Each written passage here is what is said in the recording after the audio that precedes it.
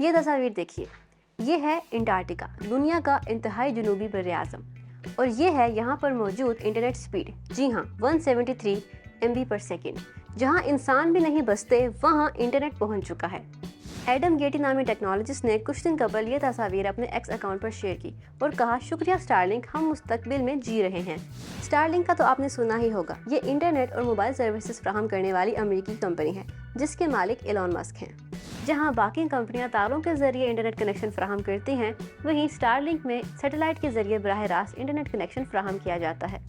space.com کے مطابق خلا میں 6000 سے زائد سیٹلائٹس 550 کلومیٹر اوپر اسپیس میں موجود ہیں اور زمین کے گرد گھومتی ہیں، اور یہ ٹیکنالوجی اب انٹرنیٹ تک محدود نہیں رہنے والی، مستقبل میں اس پر فون کالز بھی منتقل ہو جائیں گی۔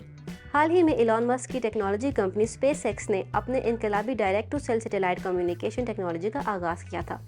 یہ ٹیکنالوجی موبائل فون سگنلز فراہم کرنے والے روایتی ٹاورز کو بائی پاس کرتے ہوئے ان علاقوں میں بھی موبائل فونز کنیکٹیویٹی فراہم کرے گی جہاں روایتی ٹاورز سگنل کوریج نہیں پہنچ پاتی ہے۔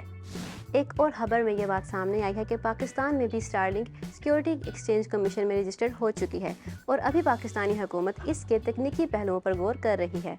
ابھی کچھ دن قبل ہی پاکستانی ایکس صارف نے ایلون مسک سے اسٹار لنک کی پاکستان میں موجودگی پر سوال کیا، جس پر ایلون مسک کا کہنا تھا کہ ہم پاکستانی حکومت کی منظوری کا انتظار کر رہے ہیں۔